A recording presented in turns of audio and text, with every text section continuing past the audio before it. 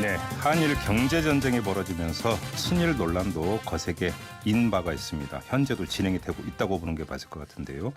이 과정에서 신친일파니 토착 왜군이 하는 이런 표현까지 등장을 했습니다. 자, 그러고 보면 일제강점기를 거치면서 우리 안에 남겨진 친일의 뿌리라고 하는 게 참 깊고도 질긴 거구나 이런 생각까지 들게 되는데요. 자, 오늘 광복절을 맞아서 한번 이 문제를 제대로 한번 파보겠습니다. 자, 친일의 뿌리 한번 저희가 거슬러 올라갈 계획인데요. 그래서 도움 말씀 주실 분을 지금 스튜디오로 모셨습니다. 이 3.1운동 100주년 서울시 기념사업 총감독을 맡고 계신 분인데요. 서혜성 작가 스튜디오로 모셨습니다. 어서 오십시오. 네, 안녕하셨습니까? 밤 꼴딱 새우고 지금 오셨다면서요. 네. 많이 피곤하시겠습니다. 이제 가서 좀 자고 일하러 가야죠. 그러게요. 네. 아무튼 귀한 시간 내주셔서 감사드리고요. 네. 그러잖아 지금 이 3.1운동 100주년 서울시 기념사업 지금도 계속 진행이 되고 있는 거죠. 오늘도 네, 뭐 행사가 올해까지가 뭐 3.1운동 100주년이니까요. 12월까지가. 네. 어제 8월 14일 날은 남산 과거에 조선신궁이 있었던 그 앞에 그 일본군 위안부 피해자 네. 그 기린비를 세웠습니다. 예, 예. 그런데 사실 이제 그게 샌프란시스코에서 100% 제작을 해가지고 물건 전체를 기부받은 것입니다. 아, 그래요? 근데 한국인 교민들이 주로 하셨고 필리핀 교민도 하셨고 미국에 사는 네. 중국인도 했고 네. 일본인도 같이. 아, 그래요? 네. 양심적인 네, 일본인들이. 그 유명한 혼다 의원. 아, 예, 예. 미국에서 네. 미 하원 연방 하원 의원에서 그 위안부 결의안을 끌어냈던 그런 분들이 함께 힘을 합쳐가지고 네. 그렇게 해서 저희한테 보내주셔가지고 예, 예. 어제 그분들도 참석하셔가지고 같이 해서 행사를 하나 했고요. 예, 예. 그리고 이제 남산에 가면 근데 이 기린비는 재미있는 게 바라보는 기린비가 아니고 만져보는 기린비. 아, 그래요? 세 소녀가 서 있는데 한쪽이 비어 있습니다. 그래서 그 소녀들이 손을 잡아주면 완성되는 그런 형태를 가지고 있습니다. 예. 그런데 이제 그중에 상징적인 게 그 조선 신궁 앞에 있다는 겁니다. 과거에 우리나라의 그 일본 신사가 일제 침략기에 1141개가 있었거든요. 그렇게 많았어요? 면 단위, 리 단위까지 다 있어요. 예. 그러니까 그 전체를 호령하는 것이 조선 신궁이었습니다. 예. 그런데 그 자리 바로 앞에 했다는 점에서 예, 예. 굉장히 상징적이다라는 말씀을 그러게요. 드리고 싶고 제가 한 2년 정도 준비해가지고 거기 설치를 했습니다. 그리고 오늘 저녁 7시에는 이제 그 인사동 한가운데 그 과거에 3.1운동이 시작된 지점이거든요. 네, 네, 네. 태화관이라고 하는 공간인데요. 예. 그 흔히 말해서 그렇게 말하는데 그곳을 이제 오늘 광장을 만들어서 오늘 선포하는. 많은 분들이 3.1운동 시작하면 그 탑골공원 네네. 이렇게 생각들 하시잖아요. 예, 맞습니다. 그런데 이제 탑골공원 학생들이 선언을 했던 자리고요. 네. 33인이 선언했던 자리가 바로 태화관이죠. 아, 그렇군요. 네. 여기서 이제 또 아주 의미 있는 네. 행사가 이제 오늘 저녁에 있게 되는 거고요. 알겠습니다. 자, 이제 본격적으로 친일의 뿌리를 좀 이야기를 해야 되는데 네. 그 전에 좀 먼저 하나 여쭤볼게. 친일이라고 하는 단어 말고 요즘 나오는 그 토착외구라고 하는 단어가 많이 나오는데 저는 그냥 네티즌들이 만든 그 신조어인 줄 알았더니 그게 아니라면서요. 아니죠. 예. 그러니까 이런 표현이 옛날부터 있었습니다. 그래요? 네. 그러니까 그 제국지가 밀려올 무렵에 네. 그 대한매일신보에 네. 이러한 표현이 실렸습니다. 그러니까 토외. 토외. 예. 그러니까 그 흑토자를 쓰고 네. 외구할 때 외자인 그러니까 거죠. 토착외구의 줄임말 그렇습니다. 이렇게 하면 되는 겁니까? 아. 그 당시에는 토착외구의 줄임말이라고 말할 수는 없으나 예. 그 의미를 짚어보면 그렇게 말할 수 있다는 겁니다. 그래요? 그러면 그 대한매일신문에서 토외라고 그렇게 지목한 대상들은 어떤 대상들이었던 거예요? 바로 우리가 오늘날 말하는 친일파들 큰 관계 없는 차이가 없는 그런 말이죠. 그들을 토외라고 불렀다. 네네. 왜냐하면 왜 우리가 뭐 노란 머리, 까만 머리, 뭐 백인, 뭐 네, 이런 그렇죠. 표현 쓰는 것처럼 그렇죠. 그와 비슷한 것이죠. 그러니까 특히 이제 그 친미나 혹은 친유럽과 친일은 상당히 구분하기가 어렵습니다. 왜냐하면 그 사람들에게 가령 친미나 서양인들과 친하게 지내는 것은 서양인들이 한국으로 오면 금방 구분이 되지 않습니까? 예. 일본은 굉장히 유사한 대목이 있지 않습니까? 그런 점에서 토라는 말을 썼을 적에 더 그 말이 더 생생하게 살아난다고 말할 수 있습니다. 알겠습니다. 참고로 좀 말씀을 드리면 또 외라는 글자가 나왔으니까 그 지금 문제가 되고 있는 아베 신조의 고향 이 이제 그 야마구치라는 곳인데요. 과거에는 조슈라고 불렀던 곳입니다. 그리고 그 바로 건너편 그 사람 고향이 시모노세키입니다. 아주 간단하게 말씀드리면 시모노세키 건너편이 이제 북큐슈 지역인데요. 그 일대가 과거 왜구들이 주로 준동했던 그런 자리입니다. 아, 외구 본거지였습니까? 그렇습니다. 그러니까 거기서 시모노세키에서 부산까지 거리가 대략 200km 약간 넘습니다. 아베 고향이 외구의 본거지였다. 네네. 그런데 네. 그 시모노세키에서 도쿄까지 거리가 500km입니다. 네. 그러니까 아침에 해가 뜨면 부산이 보입니다. 어허. 예. 우리는 일본을 보기가 어려운데 예. 해가 뜰 적에 한반도가 보인다는 겁니다. 그렇군요. 그들이 배고플 때 어디로 왔겠습니까? 네. 알겠습니다. 자, 토착예고라고 하는 게 문안에 등장하는 이런 그 네. 표현이었다는 걸 확인을 하면서 이제 그런데 이제 불행한 것은 그 사어 죽어있던 단어가 다시 부활했다고 하는 거죠. 사실은 별로 반가운 현상은 아니지만 네, 아닙니다. 반복되고 있다라고 하니까 반가운 네. 현상은 아니지만 알 건 또 알고 넘어가야 되는 것이죠. 네. 알겠습니다. 자, 그런데 우리 여기서 이제 친일이라고 하는 표현으로 좀 그냥 네. 통일해서 쓰도록 하겠고요. 자, 이제 본격적으로 친일의 풀이를 지금부터 좀 파보겠는데 우리 애청자 여러분들 함께 해 주시기 부탁드립니다. 김종배의 시선집중 유튜브 라이브로 함께 하실 수 있는데요. 유튜브에 들어가셔서 김종배의 시선집중 검색하시면 됩니다. 서혜성 작가에게 궁금한 점 있으면 의견 남겨주시면 제가 좀 대신 여쭤보도록 하겠고요. 문자로도 참여하실 수 있습니다. 샵 8001, 샵 8001로 보내주시면 되고요. 짧은 문자는 50원, 긴 문자는 100원의 정보 이용료가 든다는 점 참고하시기 바라고요. 자, 지금부터 본격적으로 한번 친일의 뿌리를 한번 파보겠습니다. 일단 이 질문부터 드리는 게 맞을 것 같은데요. 네. 친일파란 누구인가?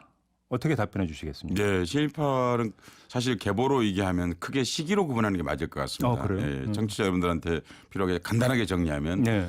그 국치라고 생각 부르는 망국이죠. 그러니까 대한제국이 이제 기울었던 경술국치. 예, 1910년까지 있었던 친일파들 이게 제 1차 친일파들입니다. 예. 그러니까 나라를 망하게 한 장본인들이죠. 아, 예. 그러니까 있는 나라를 팔아먹은 거죠. 그렇죠. 예, 예. 그 사람들이 1차 친일파들일 것이고요. 예. 흔히 우리가 말하는 게 2차 친일파들입니다. 그러니까 일제 강점기 때 친일을 한 사람들이죠. 예. 그리고 광복 혹은 해방 이후에 친일을 한 사람들이죠. 아하, 예. 오늘날 우리가 말하고 있는 친일파들이 바로 세 번째 친일파를 얘기하고 있는 것이죠. 알겠습니다. 근데 이제 뿌리니까 그러면 제 1차, 그러니까 네. 나라를 팔아먹은 자들, 네. 이들부터 한번 좀 얘기를 뭐 해요. 너무 쉽습니다. 이 사람들 구분하기에는. 네네. 그러니까 을사오적이라고 부르는 흔히 그런 사람들이 있죠. 네, 그렇죠. 그렇죠. 이완용 뭐 이런 사람들이죠. 네. 그리고는 이제 이 1910년에 일본이 우리나라 사람들에게 자기를 줍니다. 자기란 건 귀족이 되었다는 뜻입니다. 이제 공작, 후작, 백작, 뭐 자작, 남작 이렇게 5개. 예. 그렇습니다. 예. 공후백자남을 이제 주게 되는데 한국 사람들한테는 이제 공작을 주지는 않았습니다.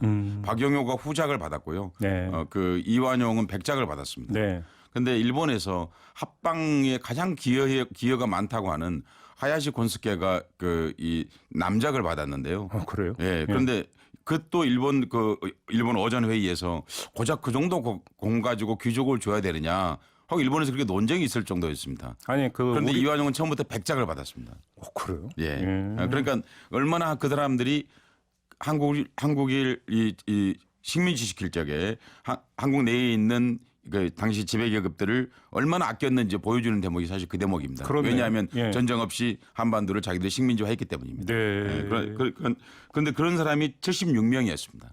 76명이요. 네, 명백하게 나와 있습니다. 기록에 나와 있습니다. 네, 나와 있습니다. 네, 그리고 그 사람들이 죽고 나면 되게 그 자식들이 그 자기를 승계했습니다. 네. 그걸 습작자라고 그러는데. 습작. 예. 네. 대략 거기까지 포함하면 대략 한 150명 정도가 공식적으로 자기를 받았습니다. 예. 그러니까 제가 말씀드리고 싶은 거는 이 사람들은 있는 나라를 팔아먹기 위해서 정말 애를 썼기 때문에 네. 뭐 어떤 말로도 변명이 불가능한 네. 친일파이고 민족 반역자이고 역사에서 영원히 용서할 수 없는 이들은 이런 친일이라는 표현 갖고 나는데 매국, 그러니까 나라를 팔아먹은 네.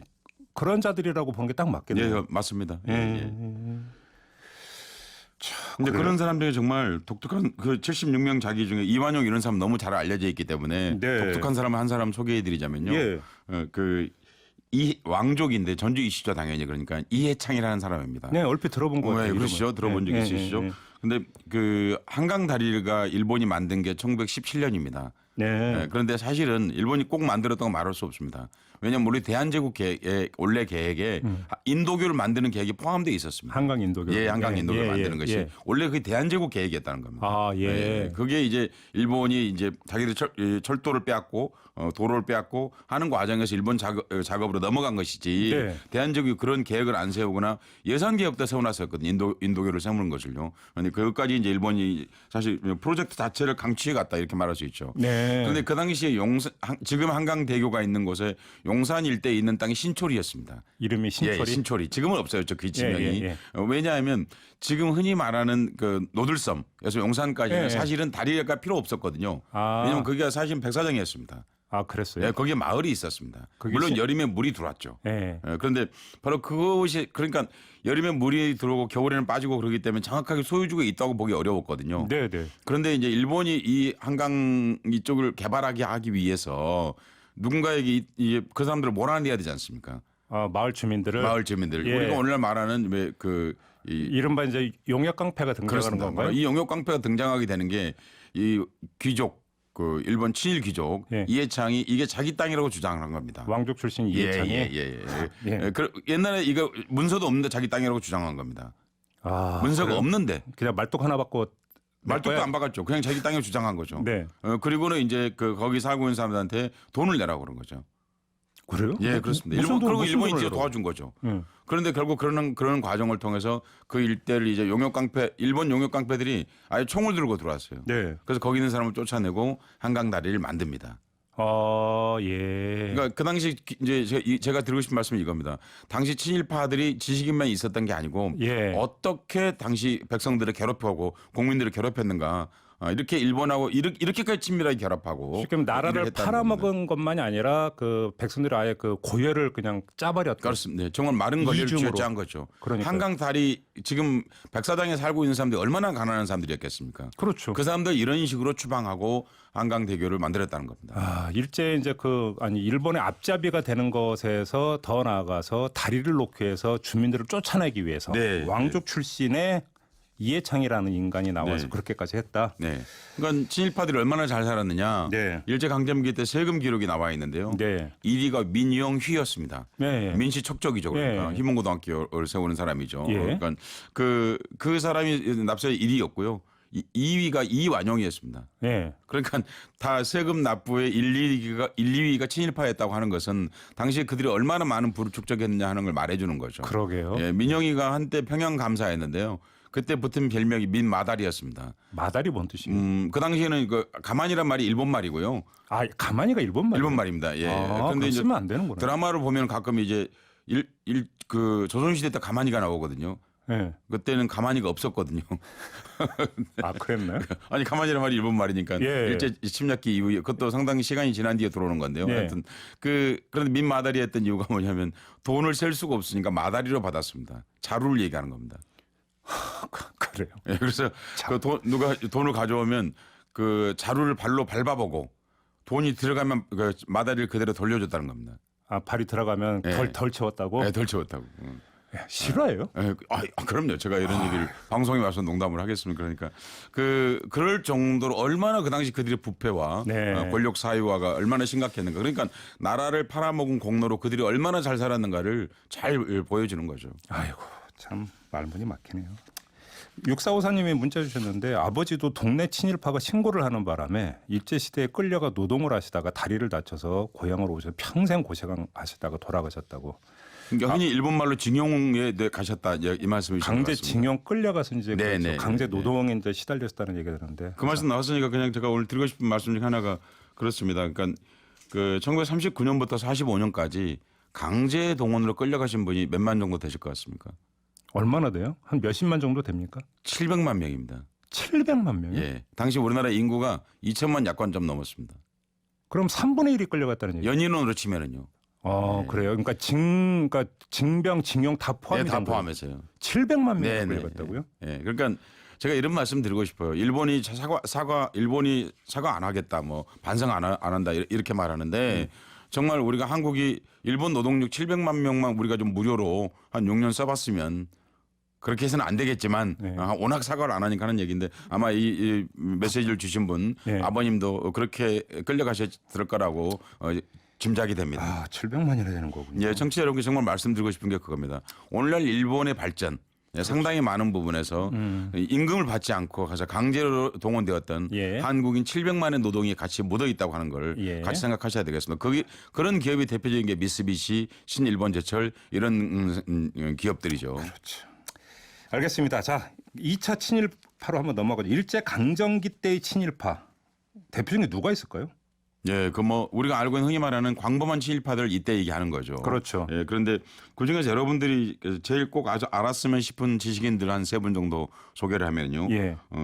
춘원 이광수, 예. 그리고 최남선, 최린 이런 사람들이 이제 대표적인 친일파들인데 이 사람들은 특성이 다릅니다. 어떻게요? 이 사람은 초기에 다 독립운동을 했던 사람들입니다. 아, 그렇죠. 예, 그렇죠. 이광수는 예. 1919년도 올해로 100주년을 맞는 28 독립선언을 기초한 사람이죠. 그렇죠. 선언문을 기초한 사람이죠. 그렇죠. 맞아요. 예. 그리고 두 번째는 최남선이죠. 예. 최남선도 바로 그 3.1 우리가 알고 있는 기미 독립선언문을 기초한 사람이죠. 네. 예, 그 뒤에 있는 공약 3장 예. 그게 이제 한용운 선생이 쓴 걸로 돼 있는데 그건 아니고 최남선이 썼습니다. 그런데 그것까지 쓴 사람이죠. 그런데 이 사람이 이제 나중에 만국 건국대학교 그러니까 만주에 있는 관동군이 운영했던 나라죠. 그러니까 네. 만주국에서 운영했던 건국대학교에서 교수를 하고 지금의 건국대학교는 아닙니다. 네, 그거 아니죠. 네, 예, 예. 오해하시면 안 되고요. 극렬 네. 친일파이죠. 예, 예. 그리고 33인 중에 하나였던 천도교를 대표하는 지식인인 최린. 예. 사실 3.1운동의 기획자거든요. 최린이. 예. 그런데 이 사람이 나중에 친일을 하죠. 그러니까 이게 보십시오. 이게 일반인 기업인 친일하는 것도 다릅니다. 이것은. 당시 민족이 지도자들입니다. 말 그대로 네. 정신적으로 네. 엄청난 악영향을 끼친 그렇습니다. 사람들이 이렇게 보면 되는 네, 거죠. 가령 이제 흙을 읽었던 사람들, 네. 뭐 무정을 읽었던 사람들, 네. 천암선의 시를 읽었던 사람들, 네. 천암선을 쓴 수많은 글 읽었던 사람들, 최린이 쓴 글 읽었던 사람들, 그런 사람들이 이광수도 지금 뭐 친일을 하고 천암선도 그렇게 하고 최린도 그렇게 하는 거거든요. 그렇죠. 그러니까 당시 얼마나 대중에 끼친 영향이 컸겠습니까? 말 그대로 민족 정신을 허물어뜨리는 데 앞장을 섰던 그렇습니다. 이렇게 네. 정리하면 되는 예. 사람들이잖아요. 둑을 하는 거죠. 그러니까. 사람들이 이제 일제 강점기에 되다 보면 뭔가 마음으로라도 조금 아마 흔들릴 수도 있고 그렇지 않습니까? 아 내가 너무 먹고 살기 팍팍한데 그런데 이런 사람이 나와서 연설도 하고 그리고 신문에도 친일 논조의 글을 명백하게 쓰거든요. 네. 사람들 그러면 당연히 이런 사람들 때문에 죄의식도 덜하게 되고요. 예. 이런 데에 가장 앞장서서 동원되었던 사람들입니다. 그러니까 이제 그 제가 영화에서 봤던 한 대사 네. 일제가 망할 줄 몰랐다. 그래서 했던 그런 경우라도 볼 수 있는 거 아닙니까? 이 사람들을 솔직히 말했죠. 일제가 망할지 몰랐다. 그러니까. 예. 그러니까 1차 친일파가 나라를 팔아먹은 자들이라면 예. 이들은 그 일제에 부역했던 자들. 딱 그냥 부역이 아니라 출세하고자 했던 자죠. 그렇죠. 예. 이렇게 정리하면 되는 네. 거죠. 예. 알겠습니다. 자, 친일파의 뿌리 지금 서해상 작가와 함께 짚고 있는데요. 김종배의 시선 집중. 친일파의 뿌리, 친일파의 계보에 대해서 이야기 나누고 있는데 유튜브로 함께 하실 수가 있습니다. 유튜브에 들어오셔서 김종배의 시선 집중 검색하시면 함께 하실 수 있으니까 구독과 좋아요 버튼도 좀 눌러주시고요. 근데 제가 오랜만에 이 스튜디오에 나왔거든요. 네. 제가 사실 이 시선 집중을 한 1년 정도 방송을 했었는데요. 네. 그런데 아침 방송 오랜만에 하니까 목소리가 잠겨가지고 그래도 지금 좋습니다. 괜찮습니까? 네네. 예. 자, 일제 강점기의 친일파 이야기 잠깐 짚어 사실은 많이 알려진 내용, 상대적으로 좀 알려졌던 내용이 바로 이거라고 봐야 되는 거겠죠. 네. 7891님이 지금 문자 주셨는데요. 친일이라는 용어조차 싫어합니다. 나라를 팔아먹은 매국노들과 그 후손들이 매국노라고 불리자 그 뜻을 순화시키기 위해서 친일이라는 용어를 만들어냈다고 합니다. 이런 지금 문자를 주셨는데요. 네, 꼭 그런 것만 아니고요. 네. 그 매국노란 표현과 친일이라는 표현을 두루 사용했습니다. 그렇군요. 예. 알겠습니다. 자, 이번에는 세 번째 광복 이후의 친일파 이야기를 좀 해볼까요? 어떤 네. 모습이었다고 볼 수 있는 겁니까? 그러니까 정말 놀랍게도요. 사실은 광복 1945년 8월 15일이 되자마자 이 사람들이 대부분 서울에 도망을 갑니다. 그렇죠. 친일파들이 우리가 패망했구나. 도망가야 맞는 거죠. 네, 예. 근데 이 사람들은 진정한 친일파도 아닙니다. 이게 무슨 얘기냐면요. 예. 그리고 도망갔다가 3일 만에 대개 서울로 돌아오거든요. 8월 18일쯤 되면. 3일 만에? 네. 나 안 죽을 수 있다 이런 확신 그럼요. 때문에 예. 그게 3일밖에 안 걸렸다고요? 3, 4일 만에 돌아옵니다. 왜냐하면 당시 이제 메가더 태평양 사령부에서 이제 삐라를 뿌렸거든요. 어떤 내용이었습니까? 전단을 뿌렸는데 그게 뭐냐면 미군이 진주할 때까지 조선 총독부와 일본군이 조선을 지휘한다 이렇게 돼 있었거든요. 일본군이 지휘한다? 그럼요. 예. 그게 바로 소문이 났죠. 그리고 일본군이 조선 총독부가 일본군 10,000명을 1만 명이죠. 그러니까 네. 10,000명을 경찰력으로 당장 바꿉니다. 그러니까 이렇게 생각하시면 됩니다. 1945년 우리는 광복이 됐다고 생각하는데 네. 그렇지 않고 9월 달까지는 일본이 도리어 경찰력을 1만 명 이상 늘렸습니다. 그러니까 이제 그 친일파들 입장에서는 광복이 아니라 패망이고. 네. 그러니까 우리 군대가 이제 패망했으니까 나를 못 지켜줄 테니까 도망갔는데 네. 우리 군대가 다시 치안을 담당한다고 하니까 안전하다고 해서 3일 만에 돌아왔다. 또 뿐만 아니라 딱 이거죠. 이제 미국을 섬기면 되는 거라고 한 거예요. 예. 그러니까 이 사람들 그런 데서 얼마나 시세와 눈치가 빠릅니까? 그렇네요. 예. 그러니까 대개 3일에서 늦은 사람들이 한 5일, 예. 좀 눈치 없는 사람들 한 10일.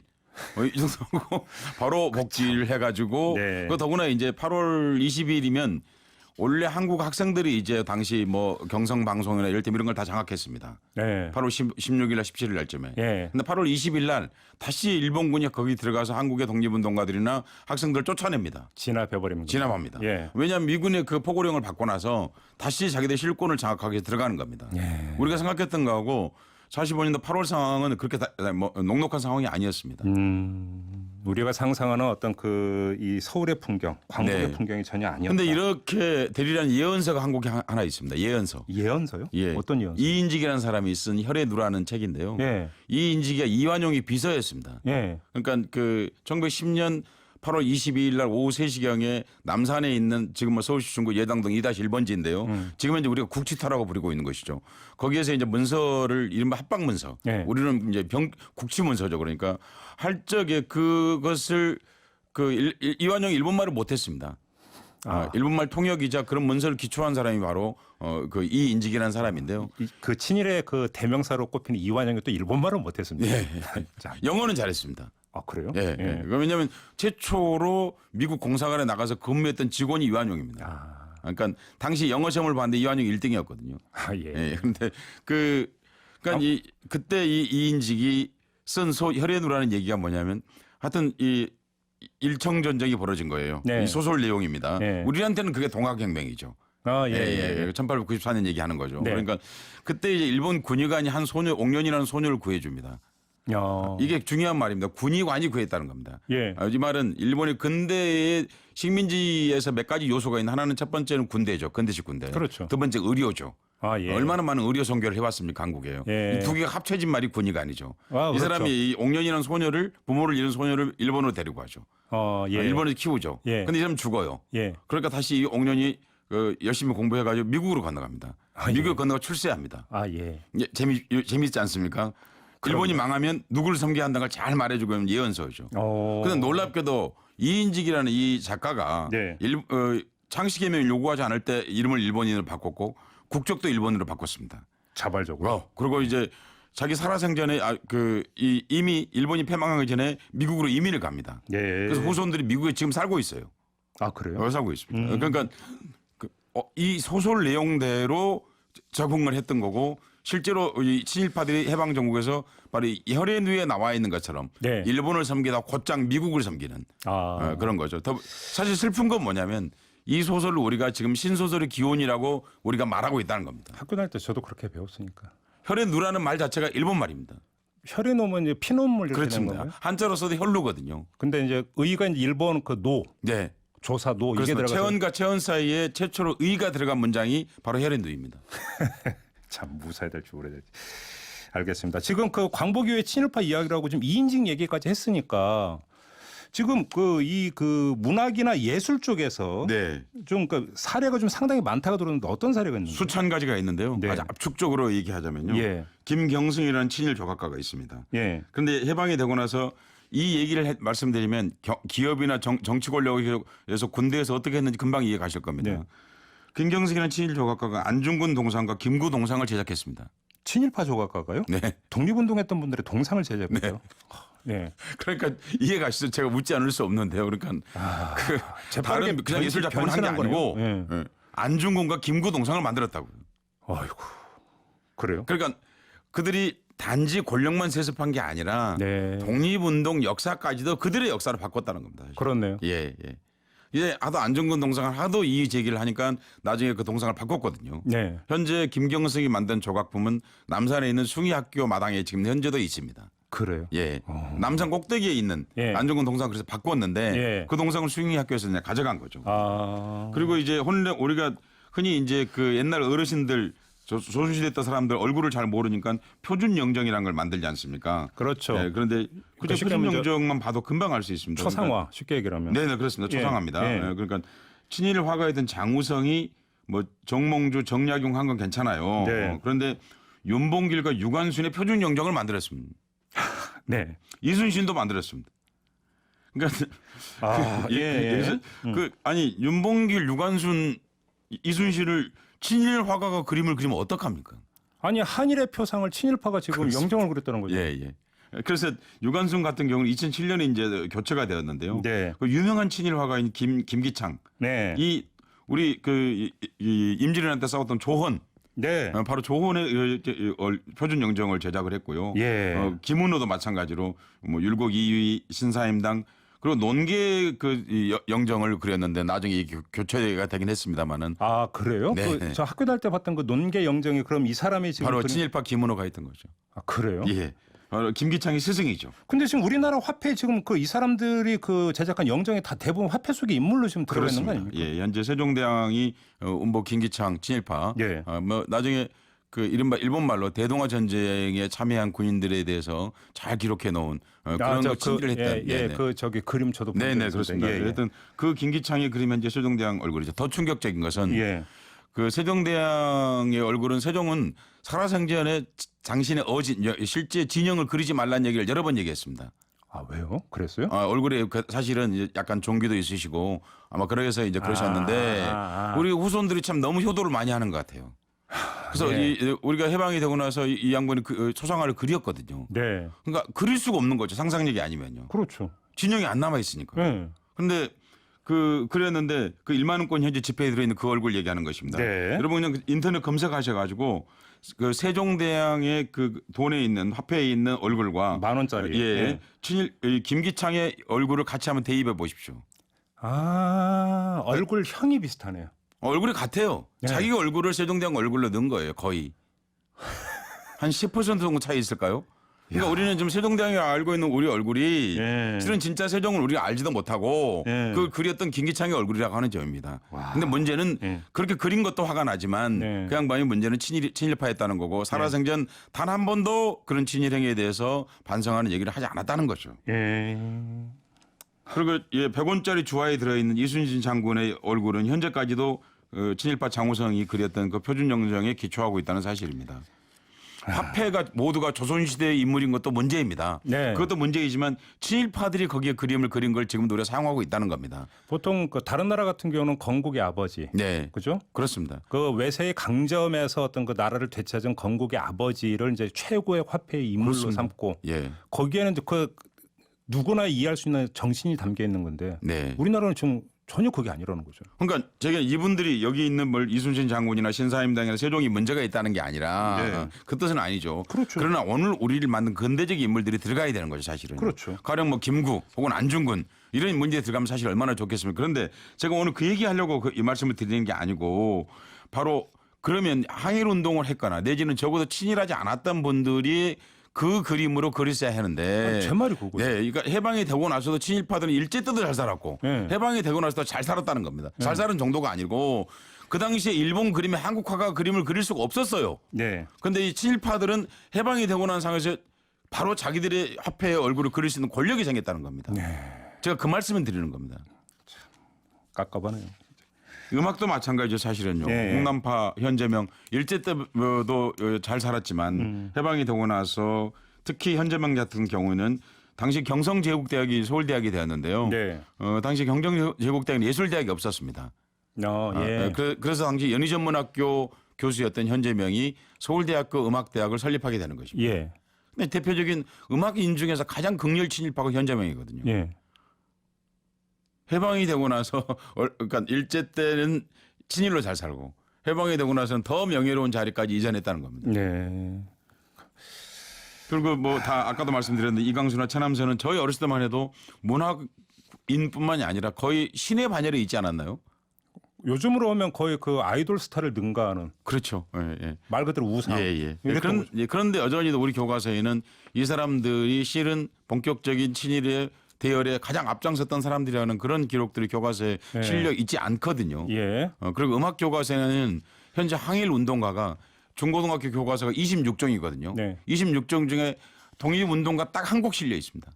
그리고 거의 대부분이 네. 막 미국 뭐 팝송도 실려 있고 가곡도 실려 있고 그리고 미국 컨트리 음악도 실려 있고 독일 가곡도 실려 있는데 예. 항일 운동가가 딱 한 곡 실려 있고요. 거의 대부분이 친일 음악으로 되어 있습니다. 그러니까 지금 유튜브로 김상경님이 작가님 하루 종일 친일 얘기하셔도 시간이 모자라겠네요. 이렇게 주시는 딱 맞아요. 지금 저희가 지금 풀어내고자 하는 얘기 3분의 1도 못 풀었는데 네. 시간이 거의 다 돼버렸는데 아 그렇습니까? 한 5분 정도 남았는데 속 터지다 보니까 얘기를 조금만 돌려볼게요. 네네. 우리 말에 친일파는 3대가 그러니까 잘 살고 네. 독립운동했던 분들은 상대가 망했다 이런 말이 있지 않습니까? 네네. 그럼 정반대로 독립운동했던 분들은 어떻게 됐습니까? 해봐.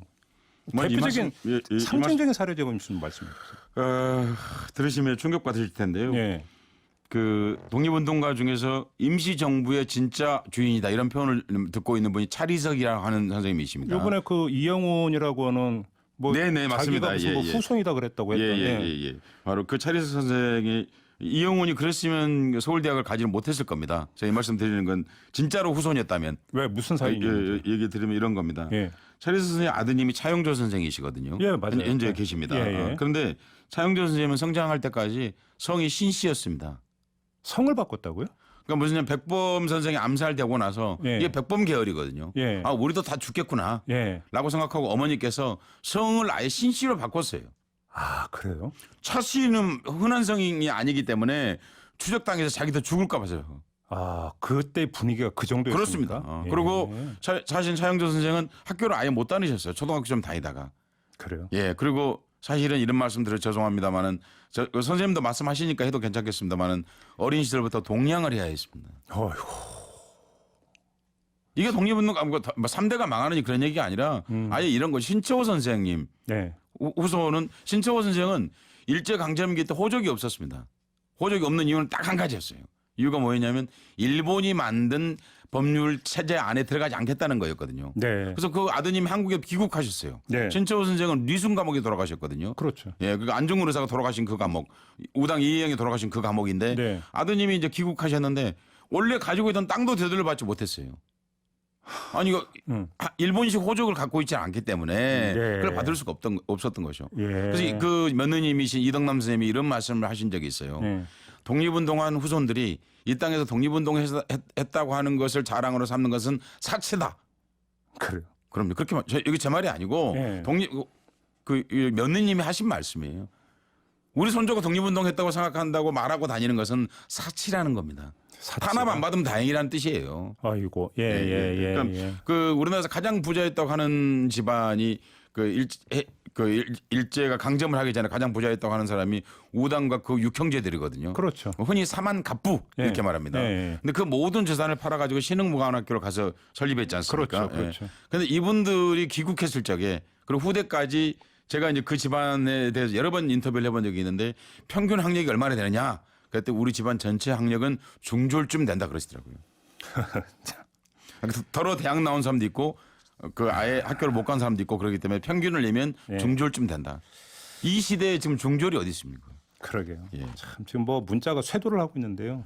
5836님은 독립 74주년 방송을 듣자니 숨을 쉴 수가 없네요. 그러면서 아라고 하는 감탄사를 붙여주셨고 0162님은 참으로 부끄럽습니다. 아주 짧지만 굵은 이런 문자를 보내주셨고 유튜브로 강화수부님은 역사를 바로잡는 계기를 만들어주세요. 제발요. 이런 문자를 좀 보내주셨습니다. 그리고 좀만 좀 올려주세요. 예, 송김님이 유튜브로 친일의 역사는 너무나 깊고 넓어서 도대체 어디부터 손대야 할지 모르겠습니다. 문자를 주셨는데 제가 지금 마지막 질문으로 이걸 좀 드릴게요. 네. 어디서부터 어떻게 손을 대야 되는 겁니까? 저한테 말씀하시면 어떡합니까? 아니, 답답해요. 그래도 길 좀 그러니까 알려주세요. 어떻게 손을 대야 되는 겁니까 이 문제를? 이렇게 해야 되겠죠. 저는 아베가 왜 사과하지 않는다 이런 말 하는데 맞습니다. 사과하지 않는 건 심각한 문제입니다. 네. 근데 아베가 사과하지 않는 중요한 근거 중에 하나는 우리 안에 친일의 문제를 우리가 온전히 척결하지 못하고 있기 때문입니다. 그렇기 때문에 여기다 기대는 겁니다. 네. 내가 이렇게 말하면 일본 한국인 중에 일부는 네. 그 내 말에 동조할 것이라고 믿는 구석이 있기 때문입니다. 아하. 우리 안에 친일 청산이 실로 중요한 문제입니다. 그렇죠. 예, 그래서 첫 번째 하고 싶은 얘기는 저는 이겁니다. 교과서를 똑바로 쓰는 일입니다. 예. 그것이 가장 빠른 길이라고 생각합니다. 그리고 교과서에 친일 문제를 본격적으로 언급하는 일입니다. 네. 가령 서정주의 시를 싣습니다. 예컨대 그럼 친일을 했다는 걸 분명하게 말하는 것입니다. 네. 국가 옆에서 함께 동시에 마사이 히데오 오장손가를 싣는 것입니다. 그렇게 함으로써 제일 중요한 것 중 하나가 수능에 이 문제가 나오는 겁니다. 네. 그럼 전 국민이 가장 빠른 시간에 아는 거거든요. 그러니까 지금 와서 그 한 사람 한 사람을 단죄하기보다는 역사에 대한 제대로 된 평가가 초등학교 때부터 이 교육을 제대로 해야 된다고 생각합니다. 그렇죠. 그렇게만 한다면 적어도 지금 우리가 쓰고 있는 토착 외군이 예. 이런 말들은 적어도 나오지 않게 될 것이다. 저는 그렇게 생각합니다. 알겠습니다. 아주 굵은 문제 제기를 해주셨는데 지금 우리가 친일파 이야기 많이 하고 있는데 우리는 또 그러면 어떤 친일의 역사에 대해서 얼마나 제대로 알고 있는가 이거에 대해서 지금 문제 제기를 해주신 것으로 그렇게 이해를 하고요. 시간이 너무 짧아서 아쉬운데 좀 나중을 기약을 하면서 아쉽지만 여기서 인사를 좀 나눠야 될 것 같습니다. 그래도 한 말씀은 꼭 드리고 싶습니다. 짧게. 예. 그런다고 해서 일본은 너무 부러워하실 건 없습니다. 한국은 아시아가 지구의 3분의 2인데 예. 그 아시아 전체 모든 나라 중에서 가장 민주주의가 발전된 나라입니다. 그렇죠. 아베가 오늘날 저렇게 할 수 있는 것은 바로 자민당 장기 독재가 있기 때문에 그런 것입니다. 알겠습니다. 자, 아쉽지만 이렇게 마무리를 해야 될 것 같습니다. 지금까지 서혜성 작가와 함께했습니다. 고맙습니다. 고맙습니다.